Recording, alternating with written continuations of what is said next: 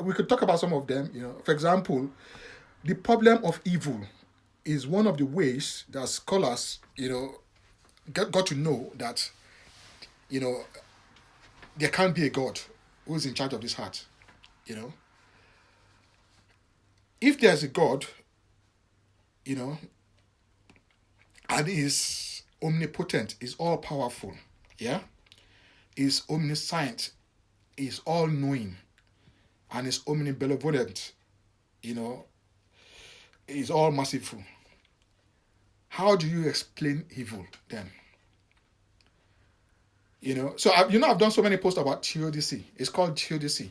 Theodicy is how religious people try to vindicate a god in the presence of evil. You know, but if you are someone, I always encourage you guys to think very deeply. If you are somebody who thinks a lot, you're gonna look at it. Why will a child be born with leukemia, for example, cancer, if there's a God? If there's a God who interferes in the affairs of man, that child has no sin. Why will a child be born with cancer, for example? Why will a God look at a rapist defile a 3 or 4-year-old girl and he won't strike him with thunder or something? Why will people who are serving God, a terrorist goes into a church or something and start killing people, and these people are supposed to be serving this God, So the problem of evil is one of the ways in which scholars determined, that there was no God. I want to keep the question coming because, this is just, it's a test run, it's not something I planned. I just felt so many other people are saying, okay, you got to go live, you got to, do video post and all that, If there's a particular thing you want me to talk about, shoot, let me have the questions and we can talk about it, Yeah, pleasantry, yes, exactly. The problem of evil is one of the ways, intelligent people, you see, if you actually think a lot, these things become very clear to you, yeah? Intelligent people sat down and they felt, okay, these Israelites have sold us this idea of a God, but how do you explain evil? They told us that this God is omniscient, is omnipotent, and is omnibenevolent, Is all powerful, all knowing, all merciful. So how do you explain evil? So when I say things like there is no Almighty interferes in the affairs of man, people think, what was he talking about, But it is true, Look around you, look at the evil around you, To apparently good people who are religious and all that, evil happens to them. So where is this God? Yeah? Where is this God? Yeah? So pleasantly, I agree with you. If there was an omnipresent, omniscient, omnibenevolent God, there shouldn't be evil. The problem of evil, for thousands of years, religious people have been trying to vindicate God by trying to explain the problem of evil, and they've always fallen short because you cannot explain it. Some people say, okay, maybe the God is not all-powerful. Then why is he God if he's not all-powerful? Maybe he's not all-merciful. Then why is he God? Maybe he's not all-benevolent. Then why is he God?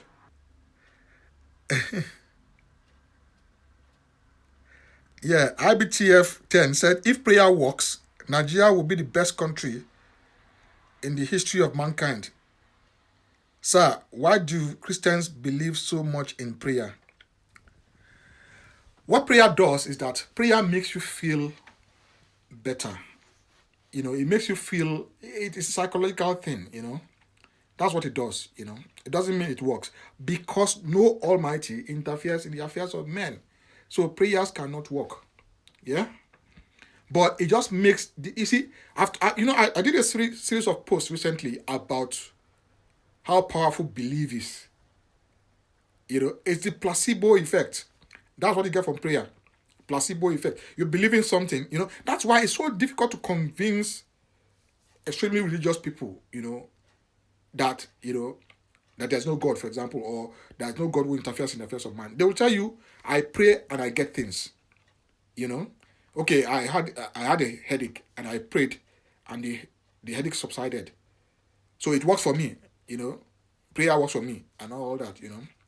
But like I often tell you, there is an explanation for everything. There is an explanation for everything under the sun. You just might not know it yet, but there is an explanation for everything. When you say you pray and you get things happen, for example, the headache, there is a natural progression of illnesses. Yeah, they peak and then they subside. Yeah, that could have been what was happening. When your headache was subsiding, not because you prayed, not because a God, performed a miracle or something. There was a peak and then and then it subsided. Yeah, and then placebo. You get holy water from your charlatan in church and it tells you, oh, this is, because you believe that it's going to work. I've told you the science of it. Your mind, your brain, works on the physiology of your body, and that thing might actually work. But it's nothing. It's the power of nothing. Let me put it that way. The power of nothing. That's how strong belief is. And I've shown you by some of the posts I did about experiments, where people were tricked into believing that, for example, that they were inhaling nauseous fumes. When in actual fact, it wasn't nauseous. But because they had been tricked into believing that they are inhaling nauseous fumes, they started getting, adverse side effects, headache, blood vision and all that, That was the mind working on the body, controlling the body. And that is what all these charlatans use in tricking people too, If you don't believe, it's not going to work for you. That is the power of belief. Look at the story, that post I did about the chap who was cursed by a medicine man, and started becoming ill, started losing weight, he was about to die. And then somebody came, and tricked him and made it appear as if he had vomited a lizard. And the next day, he started getting better. That is the nocebo effect. There's a placebo effect, Both of them work on belief. If somebody curses you, you're going to die, and you start believing, you might actually die. That is why, as doctors, we don't operate on people who have this irrational fear of death, who keep on saying, oh, I'm going to die. Because it might be a self-fulfilling prophecy. They might actually die. So we don't operate on them.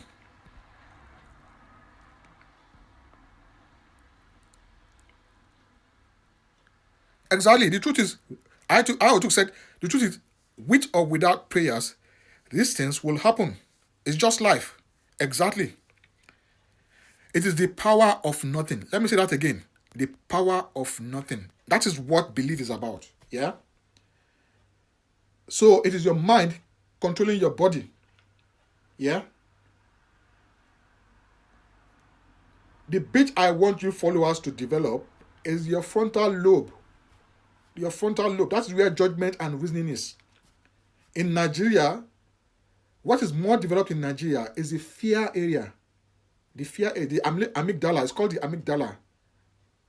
It's in the central part of the brain. Yeah? That is a bit that's more developed in Nigerians. Yeah? That fear area will stimulate the organs called the adrenals. The adrenals lie on top of the kidneys, just below your ribs. And they will produce stress hormones. So that is where, when you fear, you start producing stress hormones. The stress hormones are some of the things that make you hypertensive, make you prone to all kinds of disease, reduces your immune system. So there's a science behind why, people who feel, for example, they've been cursed or who feel that they're going to die might actually die. There's a science behind it. But what I want my followers, what I want you to believe or to develop is the frontal lobe. It's like you get brain, the frontal part of your brain. That is where reasoning, thinking, judgment. That is where they are in. That's what I want Nigerians to develop. The ability to think. People don't think. And that is why our country is in a mess. You know, like I told people, I've been in the UK for, more than 15 years now. Yeah.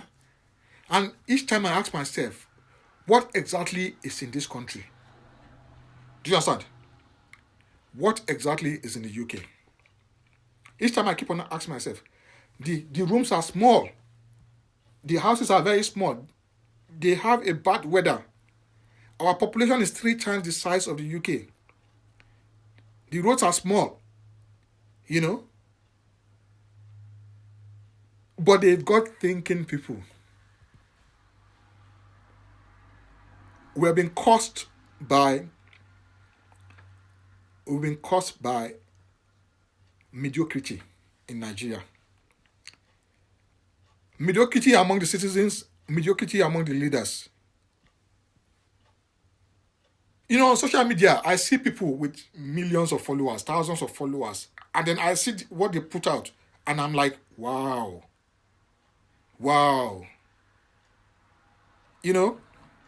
Mediocres, people who should be following, are the ones leading in Nigeria.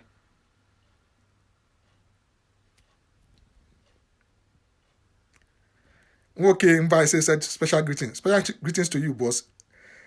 Special greetings to you too, my guy. Kofoshi, babe. Hello.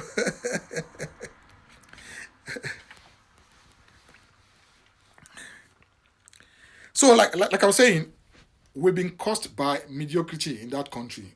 Yeah? I feel like vomiting each time I come on social media. And I look at all the major pages and I'm like, wow, is this all you've got? This all you've got for your followers, Mediocres leading mediocres, It's like a sakujack of mediocrity. I want you to Google sakujack, CIRCLEJERK. I want you to Google that word, sakujack, CIRCLEJERK. Nigeria is one big sakujack of mediocrity. And that is why there's no progress in the country.